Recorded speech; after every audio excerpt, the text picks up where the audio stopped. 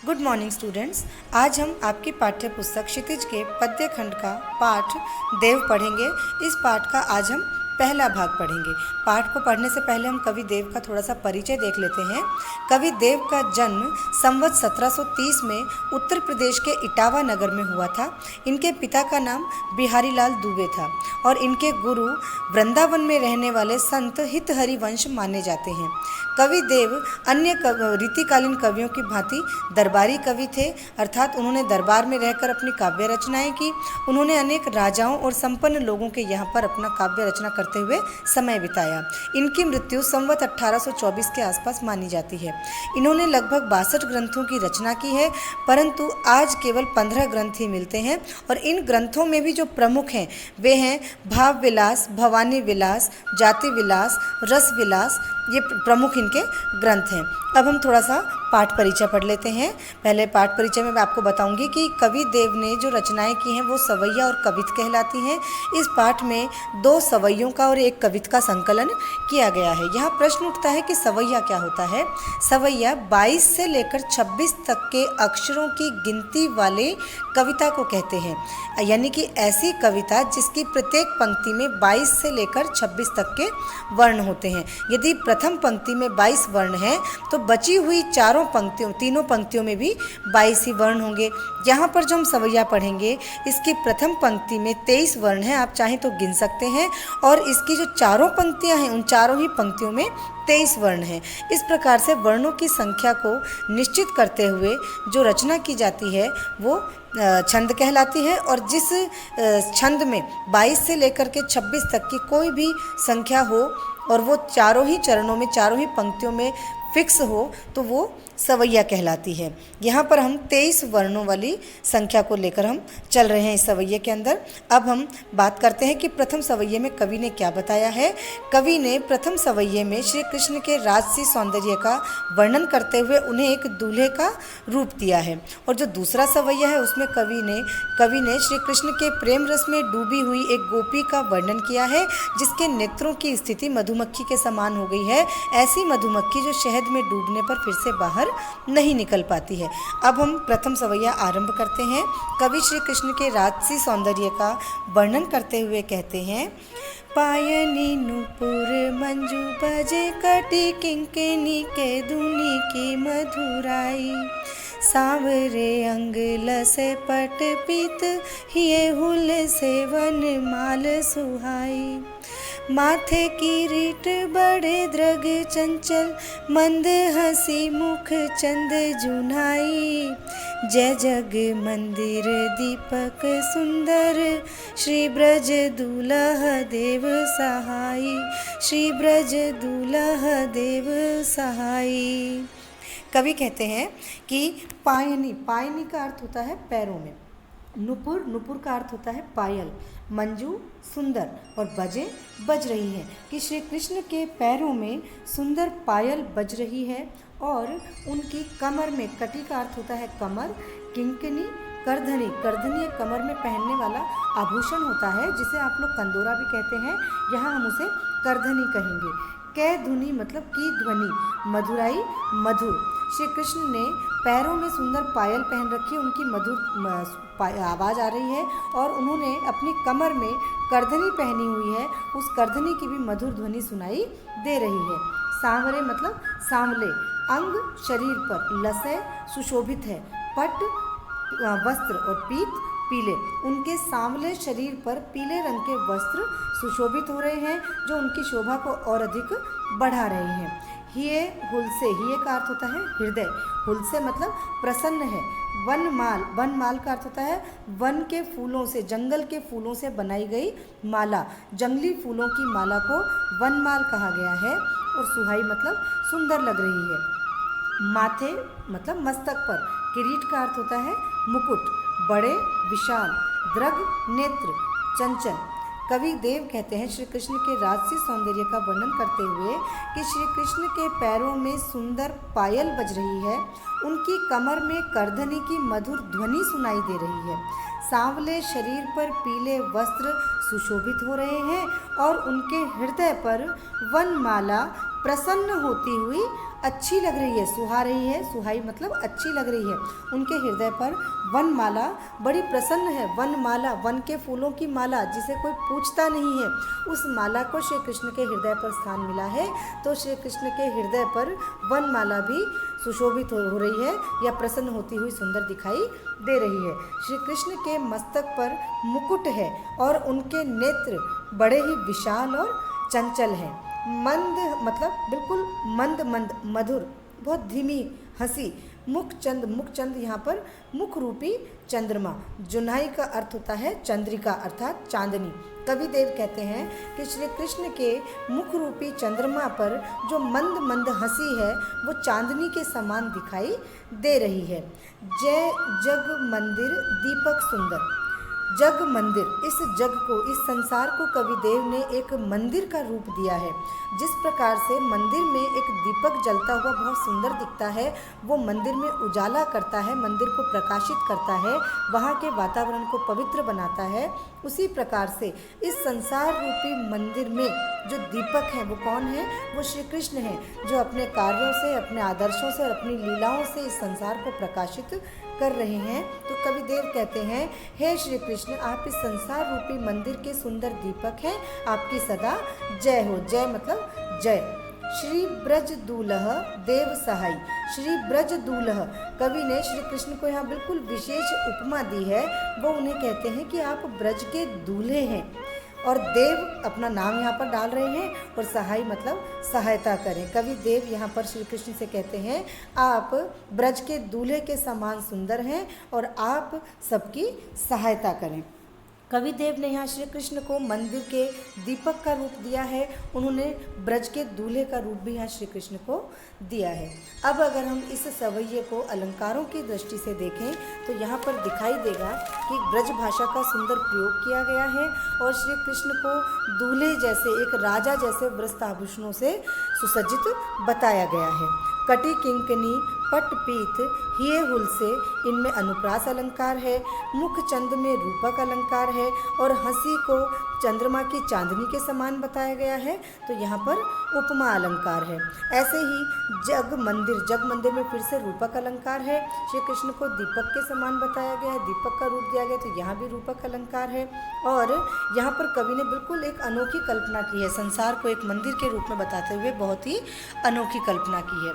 अब हम बात करते हैं अगले सवैये की। अगला सवैया भी बहुत ही सुंदर है और इस सवैये में कवि देव ने एक ऐसी गोपी का वर्णन किया है जो कि श्री कृष्ण के प्रेम रस में पूरी तरह से डूब चुकी है और उसकी आँखों की स्थिति बिल्कुल मधुमक्खी के समान हो गई है।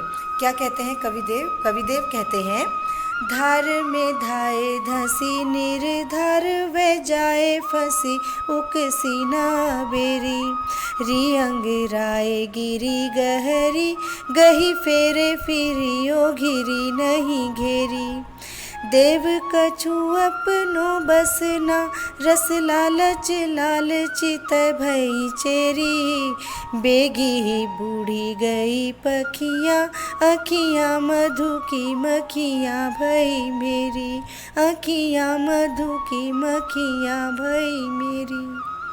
कविदेव कहते हैं, पहले हम कठिन शब्दों को देख लेते हैं कि धार, धार का अर्थ है प्रेम धारा, प्रेम की रस धारा। धाय अर्थात दौड़कर, धसी धस गई, निर्धार बिना किसी आधार के, बिना किसी सहारे के, वह मतलब होकर, जाए फंसी जाकर फंस गई, उकसी न अबेरी, उकसी न अबेरी का अर्थ होता है, उकसी मतलब निकली, अबेरी मतलब निकालने पर। कि गोपियाँ कहती हैं, एक गोपी अपनी सखियों से कहती है कि मैं श्री कृष्ण के गोपी अपनी अन्य सखियों से कहती है कि मेरी आँखें जो हैं वो बिना किसी सहारे के दौड़ कर गई और श्री कृष्ण के प्रेम की रस धारा में जाकर गिर गई और जाकर ऐसी फंसी कि उन्हें बाहर निकालने पर भी वो नहीं निकली। गोपियाँ अपने नेत्रों की विवशता बता रही हैं कि मेरी आँखें बिना किसी सहारे के ही श्री कृष्ण के प्रेम रस की, उनके सौंदर्य रस की धारा में गई और जाकर ऐसी फंस गई, अर्थात श्री कृष्ण के सौंदर्य में ऐसी फंस गई कि वहाँ से बाहर निकालने पर भी नहीं निकली। री अंगराय, री अंगराय का अर्थ होता है अंगराई, री मतलब लेना, अंगड़ाई अंगड़ाई गिरी गहरी मेरी आंखें अंगड़ाई लेकर श्री कृष्ण की रस धारा में इतनी गहरी गिर गई कि गही गही मतलब पकड़ा, मैंने उन्हें पकड़ा, लेकिन फेरे फिरी वो फिर से फिर गई, वो फिर से श्री कृष्ण की ओर ही आकर्षित हो गई।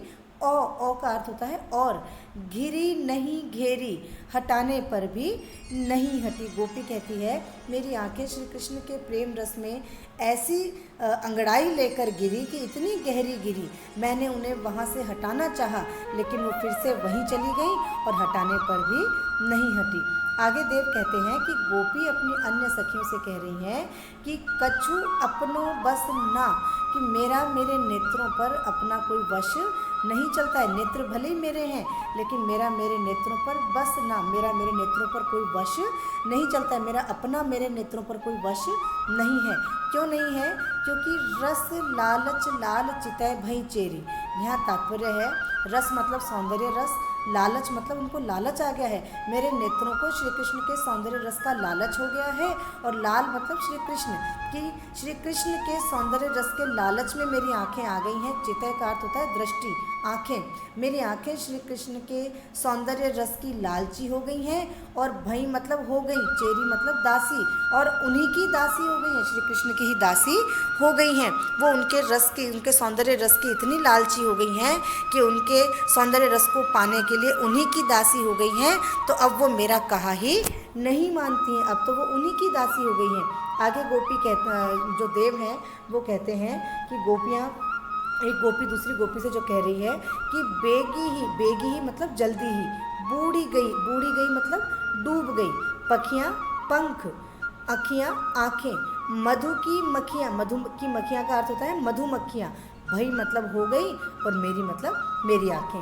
गोपी कहती है अपनी सखियों से कि मेरी आँखें मधुमक्खियों के समान हो गई हैं। जिस प्रकार से मधुमक्खी के पंख जब शहद में डूब जाते हैं तो वो चाहकर भी वहाँ से नहीं निकल पाती है, इसी प्रकार से मेरी आँखें भी मधुमक्खियों के समान हो गई हैं।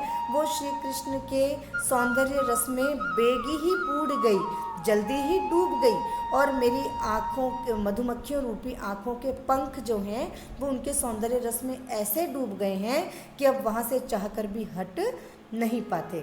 अब अगर हम इसमें अलंकारों की दृष्टि से देखें या विशेष के बिंदुओं की दृष्टि से देखें तो यहाँ पर सबसे पहले तो आप देखेंगे कि ब्रज भाषा का प्रयोग हुआ है, और धार में धाए फंसी निर्धार व अंगराए गिरी गहरी गिरी, फेरे फिरी और घिरी नहीं गेरी, बेग ही बूढ़ी गई अखियाँ मधुमक्खी मक्खियाँ भई मेरी। इन सब पंक्तियों में अनुप्रास अलंकार दिखाई दे रहा है, मक्खियों का रूप दिया गया है आँखों को, तो यहाँ पर रूपक अलंकार भी दिखाई दे रहा है।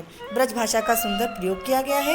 यहाँ पर संयोग श्रृंगार रस है, संयोग श्रृंगार रस मतलब गोपियाँ और श्री कृष्ण के प्रेम का वर्णन किया गया है कि गोपियों की आँखें श्री कृष्ण के प्रेम रस में डूबी हुई है, तो यहाँ पर संयोग श्रृंगार रस है। आपको इन दोनों सवैयों की व्याख्या करनी है अपनी कॉपी में और विशेष भी लिखना है। अब हम बात करते हैं प्रश्न उत्तरों की।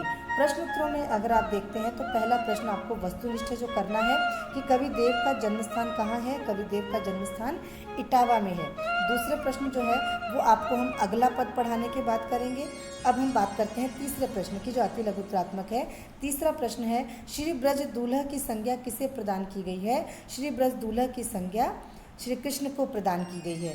चौथा प्रश्न रस की लालची और दासी कौन हो गई हैं। रस की लालची और दासी श्री कृष्ण के प्रेम में डूबी हुई गोपियों की आंखें हो गई हैं।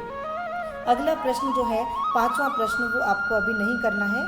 अगला हम लघुत्तरात्मक प्रश्न छठा देखते हैं। नेत्रों को मधुमक्खी के समान क्यों बताया गया है। नेत्रों को मधुमक्खी के समान इसलिए बताया गया है क्योंकि मधुमक्खी को शहद से बड़ा प्रेम होता है, परंतु यदि वही मधुमक्खी शहद में डूब जाए तो चाहकर भी वहाँ से निकल नहीं पाती है, वो असमर्थ हो जाती है। इसी प्रकार से गोपियों की आँखें भी श्री कृष्ण के मनमोहक रूप के सौंदर्य रस में डूब गई हैं। वो रस एक शहद के समान है और आँखें मधुमक्खी के समान हैं। अब वो इस सौंदर्य रस से बाहर नहीं निकल पा रही हैं, इसीलिए नेत्रों को मधुमक्खी के समान बताया गया है। अगला जो प्रश्न है वो आपको नहीं करना है। और हम फिर अब 8वें प्रश्न की बात करते हैं। जो प्रश्न मैं बीच में छोड़ रही हूँ ये प्रश्न आपको पाठ पूरा होने पर करने हैं। अब हम बात करते हैं 8वें प्रश्न की। जय जग मंदिर दीपक सुंदर, यहाँ पर कवि का क्या तात्पर्य है? यहाँ पर कवि ने श्री कृष्ण को एक दीपक के समान बताया गया है। उन्हें यह संसार एक मंदिर के रूप में दिखाई दे रहा है। तो कवि देव ने इस संसार को एक मंदिर के रूप में देखते हुए कहा है कि ये संसार एक मंदिर है और श्री कृष्ण इस मंदिर के दीपक हैं। जिस प्रकार से मंदिर को दीपक प्रकाशित करता है, पवित्र करता है, उसी प्रकार से श्री कृष्ण भी अपने दिव्य सौंदर्य से, अपनी लीलाओं से और अपने आदर्शों से इस संसार को प्रकाशित कर रहे हैं। अब हम बात करते हैं 9वें प्रश्न की, जो निबंधात्मक है। काव्यांश के आधार पर श्री कृष्ण के सौंदर्य का वर्णन कीजिए। यहाँ पर आपको जो पहला सवैया है जिसमें श्री कृष्ण के राशि सौंदर्य का वर्णन किया गया है, आपको उस सवैये की ही व्याख्या जो है वो बड़े सरल शब्दों में एक उत्तर के रूप में लिखनी है कि श्री कृष्ण को क्या बताया गया है। श्री कृष्ण को ब्रज का दूल्हा बताया गया है। उनके राशि सौंदर्य का वर्णन किया गया है कि उनके पैरों में सुंदर घुंघरू बज रहे हैं, कमर पर करधनी मधुर ध्वनि करती हुई सुशोभित है और उनके सांवले शरीर पर पीले वस्त्र बहुत सुंदर दिखाई दे रहे हैं। उनके हृदय पर वनमाला भी प्रसन्न दिखाई दे रही है। मस्तक पर एक मुकुट है। उनके नेत्र विशाल और चंचल हैं। मुख रूपी चंद्रमा पर मंद हंसी की चांदनी फैली हुई है। वे इस संसार रूपी मंदिर के सुंदर दीपक हैं और वे ब्रज के दूल्हे के समान हैं जो सदा सबकी सहायता करें। तो इस प्रकार से आपको सरल शब्दों में श्री कृष्ण के सौंदर्य का वर्णन करते हुए इस निबंधात्मक प्रश्न का उत्तर लिखना है। आपका होमवर्क यही है कि दोनों सवैयों की व्याख्या करनी है और जो प्रश्न मैंने आज समझाए हैं इन सभी प्रश्नों के आपको उत्तर लिखने हैं और मुझे मेरे नंबर पर काम करके सेंड कर देना है। Thank you.